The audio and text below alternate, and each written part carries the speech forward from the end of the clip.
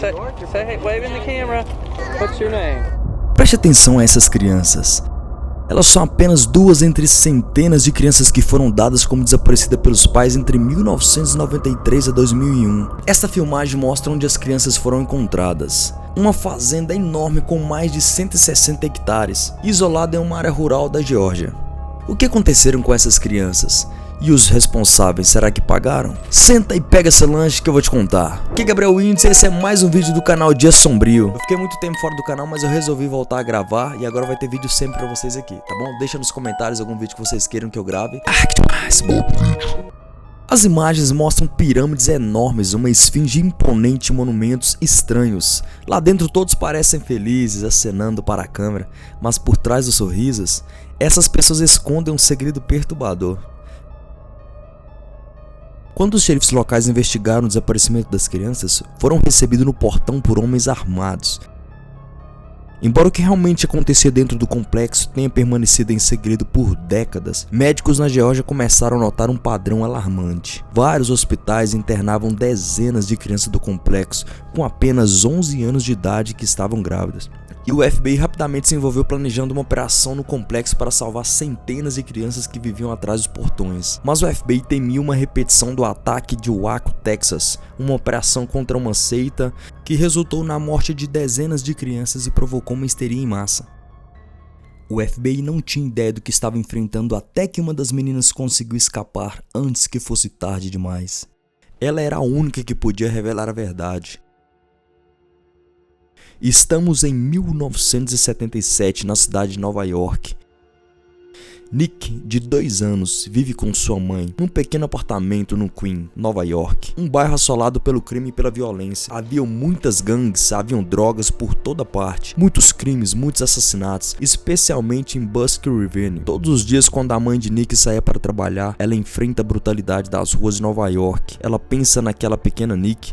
Este não é um mundo em que ela quer que sua filha cresça, mas com pouco dinheiro a mãe solteira não tinha muitas opções. Mas um dia tudo muda quando a mãe de Nick é abordada por um homem vestido uma longa túnica branca. É sempre assim, né? Um cara vestido de roupa branca, pagando de médico, oferecendo alguma coisa. Rapaz, complicado. Ele entrega um livro e aponta para o endereço impresso na capa. Naquela noite, ela fica cheia de curiosidade e lê o livro de capa a capa. Finalmente, sentindo que suas orações e esperança por uma vida melhor estão sendo atendidas. Imediatamente, ela decide que irá visitar o homem no dia seguinte. Enquanto caminha pela rua, ela segue com uma cautela habitual, afinal o bairro que ela morava era perigoso.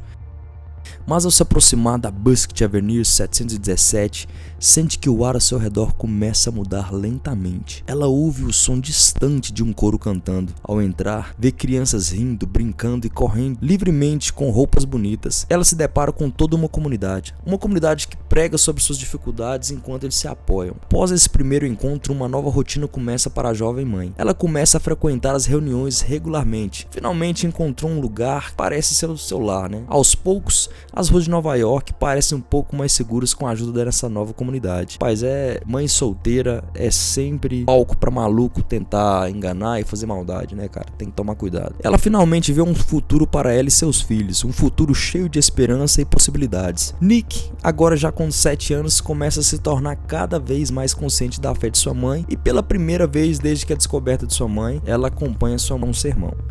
A mãe de Nick observa a filha entrar, vendo-a despreocupada e cercada por tanta paz e alegria que lhe traz lágrimas aos seus olhos. Ela começa a chorar de tanta felicidade. Por trás dessa comunidade segura está um homem que tornou tudo isso possível. Seu carismático pregador doutor, o White Malachi York. A comunidade conhecida como Nação Nawabiana teve suas raízes na cidade de Nova York na década de 1960. Na época a cidade era um lugar ainda mais perigoso para se viver, especialmente para os afro-americanos, que enfrentavam discriminação e violência diárias nos anos após a segregação. As tensões raciais eram altas e as ruas de Nova York não eram menos implacáveis. Assalto, tráfico de drogas e crimes violentos faziam parte do dia a dia. Portanto, para muitos a nova comunidade oferecia muito mais do que apenas uma libertação espiritual e cultural. Era um refúgio seguro para os residentes negros de Nova York e em outras cidades ao longo da costa leste para os afrodescendentes. You are the original man, Asiatic black man, the maker, the owner, business founder. the father of civilization, and God of the universe. If you're not black, you don't belong in this room. All right now. It's a black thing. All right. York era um orador talentoso que passou décadas construindo uma comunidade. Ele frequentemente falava sobre lutar pelos negros americanos e tinha ligações com o movimento Panteras Negras.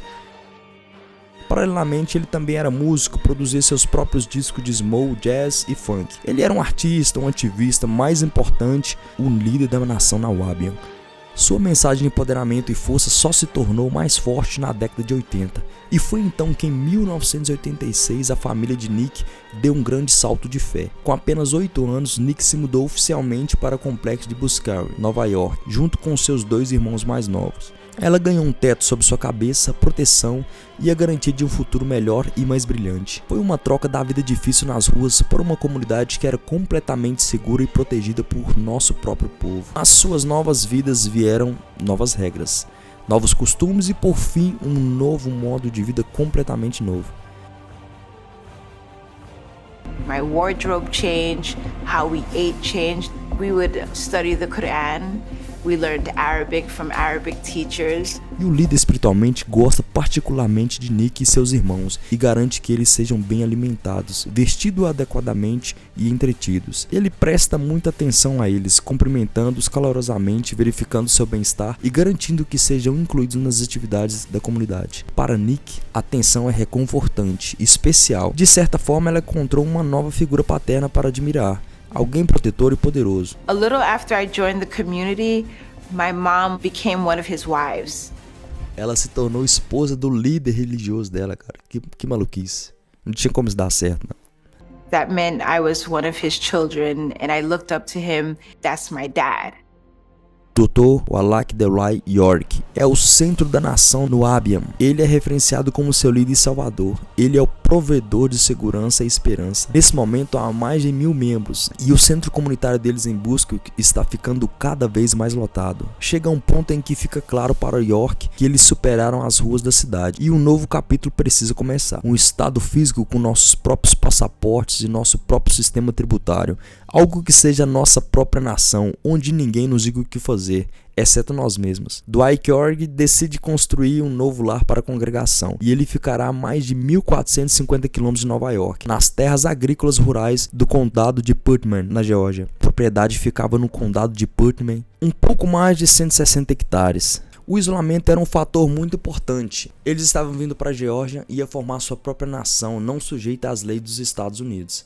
Antes de York começar a construir na Geórgia, ele decide reformular completamente a doutrina da nação noabiana, inspirando-se em diferentes culturas, religiões e mitologias de todo o mundo para criar uma nova identidade para sua comunidade. Eles fazem mudança drástica em sua aparência e em sua busca, assumindo em um momento uma personalidade ocidental, vestindo chapéus e botas de cowboy, e em seguida ele afirma ser um extraterrestre chamado Yanun, e chega até a se autodenominar Chef Black Thunderbird Eagle, usando um cocar de penas. Ele passa de uma identidade para outra até encontrar a identidade perfeita que definirá a nova nação noabiana. York reúne seus seguidores para um sermão. Lá, ele proclama a verdadeira origem dos noabianos, que eles são na verdade descendentes de antigos egípcios de um planeta diferente. Seus seguidores leais acolheram sua identidade e rapidamente começaram a trabalhar. Eles começaram a construir uma enorme cabeça de esfinge erguida, levantando-se sobre as terras agrícolas anteriormente abandonadas. Artistas são contratados, murais são pintados, e em pouco tempo dezenas de estruturas elaboradas e várias pirâmides grandes começam a tomar forma. A cada nova estrutura, o lugar se transforma em algo tão bizarro e teatral, atraindo cada vez mais a atenção dos seus vizinhos. Embora os vizinhos estejam confusos com a nova e estranha comunidade,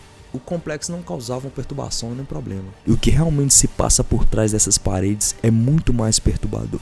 2 anos depois de se juntar à comunidade Nawabian, Nick finalmente sente-se adaptado à sua nova casa.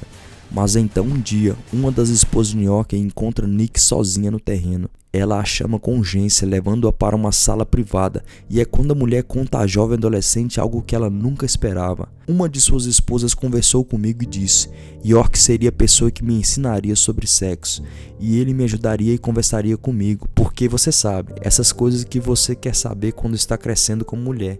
Em estado de choque, Nick não sabe o que fazer ou como se sentir. Ela apenas ouve. Talvez isso seja normal e todas as outras meninas da comunidade tenham a mesma conversa com Dwight York como parte de seus ensinamentos. Afinal, ele é o líder respeitado, o profeta. Uma das coisas que ele nos disse é que a pessoa que tira sua virgindade é a pessoa a qual você sempre estará ligada e a qual será leal. É quando York, de 45 anos, entra e tranca a porta atrás de si, deixando-se sozinho com Nick na sala. A jovem adolescente olha para o homem que ela chama de pai. Algo parece errado, de repente uma forte sensação de medo toma conta dela. Naquele momento, a confiança que ela tinha nele se desfaz na hora. And he was just like, why are you making this a big deal? It wasn't something that I wanted to do, and he just kind of held me down and just did it. I was miserable. I used to write him many letters saying that I hated my life, and I wish I wasn't born, but there's nothing I could do about it. This is someone who, for all of my life, was our leader, our master teacher. So when you have that ingrained in you, you don't want to leave.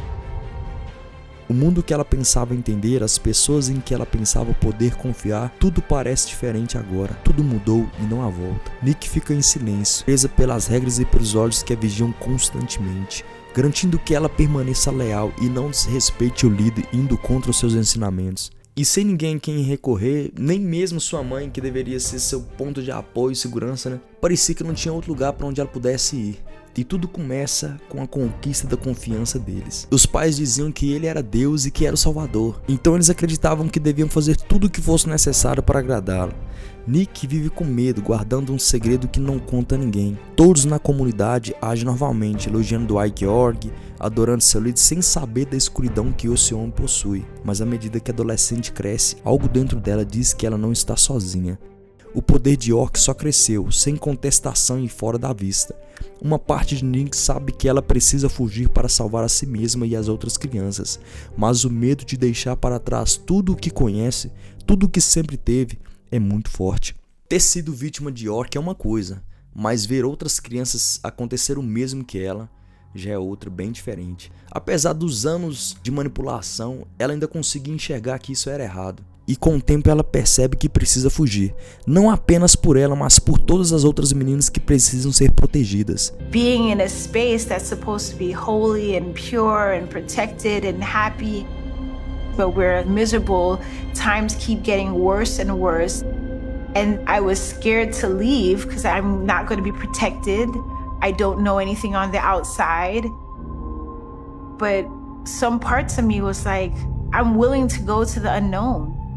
No entanto, sua mãe não vê as coisas dessa maneira. Para ela, a comunidade é o que salvou ela e seus filhos do perigo do mundo. Então, quando Nick reúne coragem para confessar seu plano, a reação de sua mãe a pega de surpresa. O lado que ela escolheu não é o da filha. E é aí que começa uma campanha de intimidação e pressão, liderada principalmente por York, mas também por sua própria mãe. A própria mãe dela botou pressão nela e conversou com o líder, né?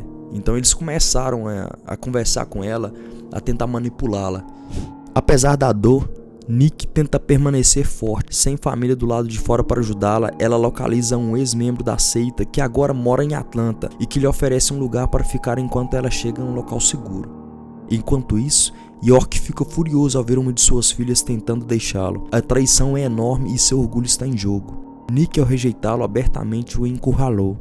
E então que York toma uma decisão sem precedentes. Na tentativa de salvar sua reputação, Nick não vai deixá-lo. É ele quem a expulsa. The day I left, I was scared and numb and feel like this is it. If I'm gonna die, then at least I made that one thing that choice of my own, because I didn't have any choices. I had to do what I was told the whole time. A missão dela é clara, expor a verdade perturbadora sobre a seita de York e salvar as crianças que ainda estão presas no complexo antes que seja tarde demais. Mas sem que ela saiba, o FBI já está investigando o caso. Durante anos, o FBI vem discretamente montando um caso contra o líder da seita, desde que começou a receber ligações telefônicas muito incomuns de todo o país. Ligações de pais que tinham filhos desaparecidos e sempre havia um guarda armado no portão. Então médicos da região começaram a dar o alarme. Eles estavam descobrindo um padrão horrível. Meninas de apenas 11 anos estavam aparecendo nos hospitais grávidas. Ao rastrearem suas localizações, descobriram que todas vinham de um único lugar: o complexo no Abian.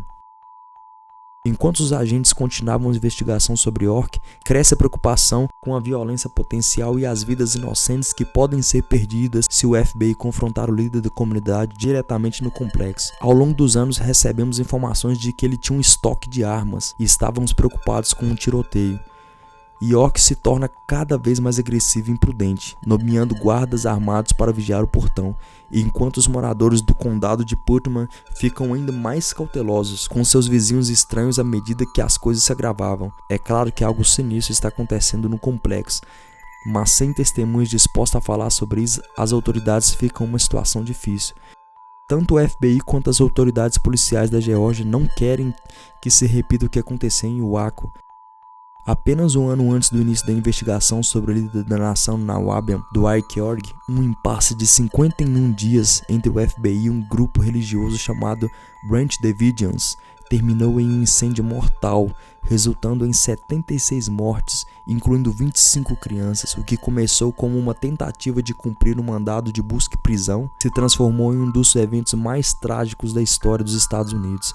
As consequências provocaram indignação na mídia, com testemunhas e sobreviventes criticando a maneira como o governo lidou com a situação. Cara, mas que situação complexa, né? Como poderia lidar?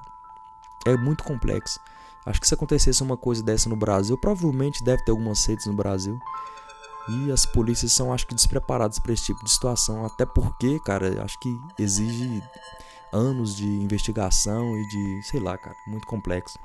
Agora, diante do mesmo medo, as autoridades estão profundamente preocupadas com a forma de conduzir a investigação sobre York. Por quase uma década eles fizeram de tudo para construir um caso sólido contra o líder, mas o que realmente precisavam era do depoimento de uma vítima real, alguém de dentro que soubesse o que estava acontecendo para revelar a verdade. E foi então que Nick, a garota que acabou de escapar, decidiu se apresentar. Finalmente, com o depoimento da sobrevivente, as autoridades têm provas suficientes para agir. Na manhã de 8 de maio de 2002, o xerife Sills e um exército de mais de 200 delegados federais e agentes táticos do FBI se prepararam para prender Dwight York. A parte difícil é que eles precisam impedir York de reunir seus seguidores para resistir violentamente à polícia ao entrar. Se isso der errado, pode rapidamente se tornar mortal, e eles sabem que há muitas crianças no local. É quando o xerife Sills tem uma ideia. O primeiro passo era acompanhar de perto Dwight York, esperando pacientemente que ele saia do complexo antes da operação. O FBI o mantinha sob vigilância terrestre e aérea. As horas se passam. As autoridades esperam em silêncio, com medo do que está por vir. Finalmente os portões de Tamarai se abrem. Eles avistam um carro preto elegante saindo. Os agentes do FBI começam a segui-lo. Faz o possível para não ser vistos. Soubemos pela comunicação via rádio que o veículo dele havia entrado no estacionamento de um supermercado. A equipe da SWAT estava lá, assim como as equipes de prisão. Nossa função era garantir que poderíamos identificá-lo. Os agentes do FBI prenderam a respiração, esperando a porta do carro abrir. Enquanto esperavam escondido no estacionamento, na esperança de que Dwight York tenha sido o homem no veículo o tempo todo. Um erro de cálculo poderia comprometer toda a operação. Se não fosse York, eles não poderiam arriscar que o líder descobrisse que eles estavam indo atrás dele, enquanto estavam protegidos no complexo. Então a porta do carro se abre. Um homem sai do banco de trás. A equipe de vigilância confirma. É Dwight York saindo do carro.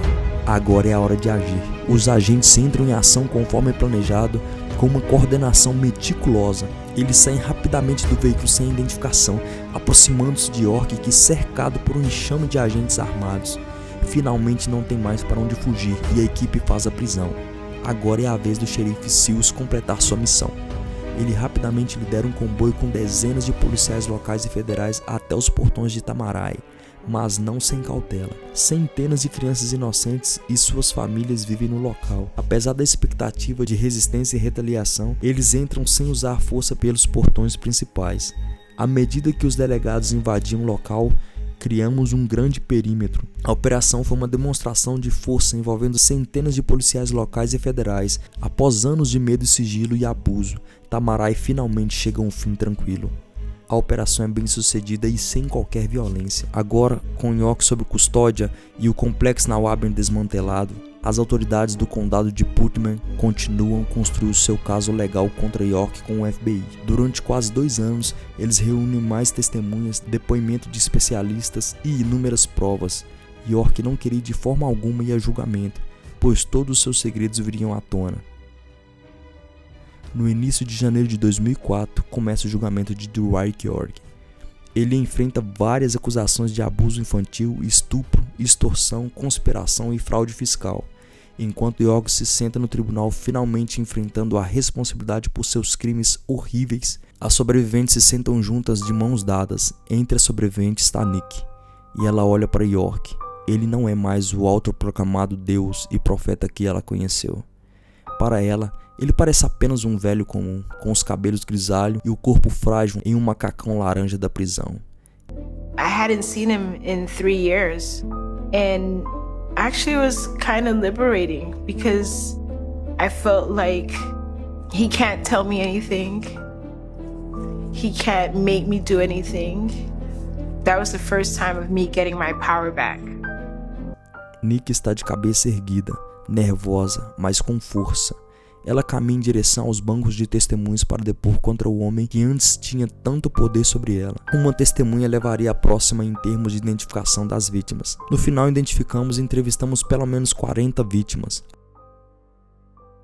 Após 3 semanas de depoimentos, em 23 de janeiro de 2004, Dwight York é condenado e culpado a 11 das 3 acusações e condenado à pena máxima. Entre a série de acusações estaduais e federais contra ele, York se declara culpado de 74 acusações de abuso sexual infantil, transporte interestadual de menores para atividades sexuais criminosas, conspiração e extorsão. York está atualmente cumprindo uma pena de 135 anos de prisão federal, confinado 23 horas por dia.